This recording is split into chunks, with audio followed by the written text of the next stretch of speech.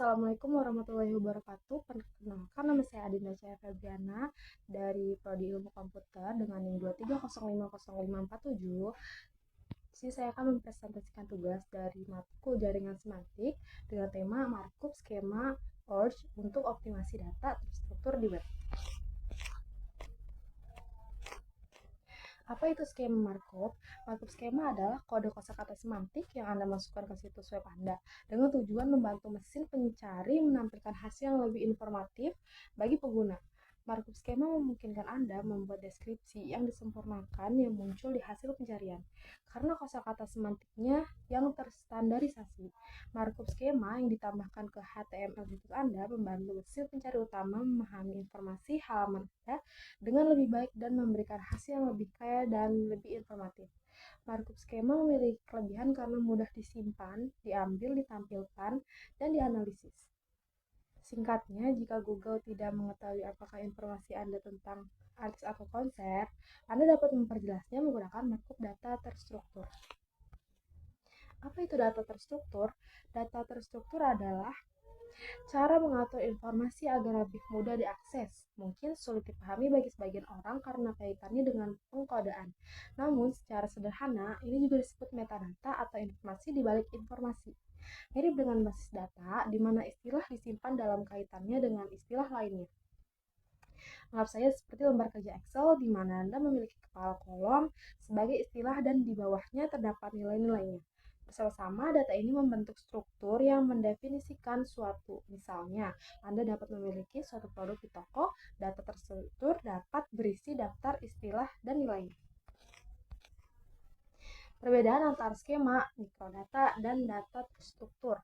Untuk memudahkan, mari kita rangkum kembali apa istilah-istilah ini dan apa perbedaan di antara mereka. Pertama, data terstruktur adalah istilah umum yang menunjukkan pengikatan item ke nilai untuk menyusun informasi dengan lebih baik. Hal ini dapat dikaitkan dengan CEO dan hal lain yang berisi informasi. Yang kedua itu ada mikrodata adalah sebuah format dan ia mewakili cara data terstruktur dalam cara visual. Secara sederhana, anggaplah sebagai teks versus audio atau video. Anda dapat mengatakan hal yang sama dalam keduanya, tetapi akan menarik bagi orang yang berbeda. Anda dapat memiliki data yang sama terstruktur dalam format mikrodata atau dalam format JSON LD, misalnya. Yang ketiga itu ada skema. Skema adalah kosakata yang mendefinisikan istilah dan nilai. Ada kosakata lain seperti Dublin Core. Secara sederhana, anggap saja sebagai bahasa hal yang baik tentang skema ORG adalah telah diterima oleh banyak platform, menjadikannya pilihan terbaik untuk berbagai skenario. Itu sebabnya banyak orang menggunakan skema markup sebagai sinonim untuk mengimplementasikan data terstruktur. Hasil berikutnya ada beberapa hal yang dapat disimpulkan. Anda dapat memiliki data yang terstruktur dalam berbagai format, seperti mikrodata JSON, LD. Anda dapat mendefinisikan istilah menggunakan beberapa kosakata seperti skema ORG atau dubbing core. Anda dapat menggunakan kosakata apapun dengan format apapun yang menghasilkan markup Anda. Ketika orang merujuk pada skema markup, mereka biasanya merujuk pada segala hal terkait dengan data terstruktur, tetapi menggunakan kosakata skema ORG. Apa itu skema markup dan data terstruktur dalam SEO? Dalam hal SEO, data terstruktur merupakan markup yang diterapkan pada situs web yang dapat digunakan oleh mesin pencari seperti Google untuk menampilkan informasi dengan lebih baik. SEO sangat sering menyebutkan data terstruktur sebagai skema markup karena merupakan salah satu markup paling populer yang digunakan untuk menyusun data. Kita akan membahasnya nanti. Dengan menggunakan markup tersebut, mesin pencari dapat menampilkan apa yang dikenal sebagai hasil pencarian kaya atau cuplikan kaya.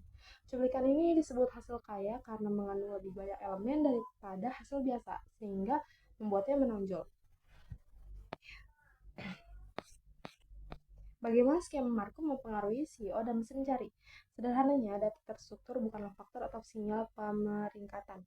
Namun, jika Anda telah berkecimpung di bidang SEO, Anda tahu saya bohong dan sebenarnya tidak sederhana itu. Anda lihat, itulah konsensus umum atau setidaknya apa yang dikatakan oleh Google kepada kita. Kenyataannya pendapat berbeda-beda. Sebagian mengatakan bahwa hal itu mempengaruhi peringkat dan sebagian mengatakan tidak. Satu hal yang kita tahu pasti adalah bahwa kita tidak dapat 100% percaya apa yang dikatakan oleh Google, bukannya mereka tidak transparan, tetapi mereka harus merahasiakan algoritmanya. Tapi mari kita lihat secara tepat bagaimana markup skema mempengaruhi CEO. Berikut ini beberapa manfaat paling menonjol dari penggabungan markup skema dari perspektif SEO. Pertama, skema memberikan Google makna semantik yang lebih besar mengenai konten situs. Dengan kata lain, skema membantu Google dan mesin pencari lainnya lebih memahami konten halaman Anda dengan mengidentifikasi berbagai jenis informasi di halaman tersebut. Peringkat Anda bergantung pada kemampuan mesin pencari untuk menginterpretasikan query penelusuran dan mencocokkannya dengan halaman yang dianggap relevan.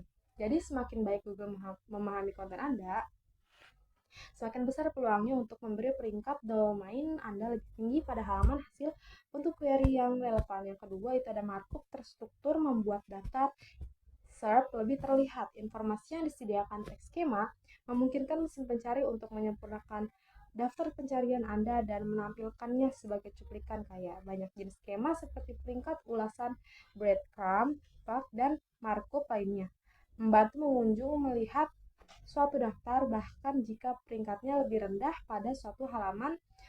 Skema-skema tersebut juga sering menyediakan bukti sosial yang membantu meyakinkan penelusur untuk memilih hasil pencarian tertentu daripada yang lain. Sekian dari saya, kurang lebihnya mohon maaf. Wabillahi taufiq wal hidayah. Wassalamualaikum warahmatullahi wabarakatuh.